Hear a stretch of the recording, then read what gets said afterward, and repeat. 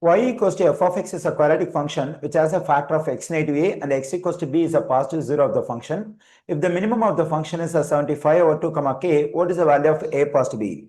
Since we have the minimum of a quadratic function, the graph of the given quadratic function must be a vertical parabola which opens up, and we have the minimum point over here which can also be called as a vertex. So the minimum point is 75 over 2 comma k. And there is an information x negative a is a factor of the given quadratic function. By equating this factor to 0, we can get a 0 of the given quadratic function. Let me do it. X negative a is equal to 0. Let me add a to both sides of the equation. Negative a positive will cancel out. I am getting x equals to a. A is one of the zeros of the given quadratic function. We have another 0 here, that is x equals to b.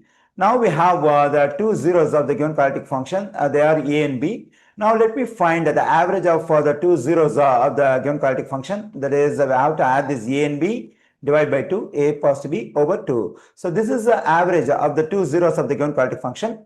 In a quadratic function, usually the average of two zeros is equal to the exponent of the vertex, that is 75 over 2.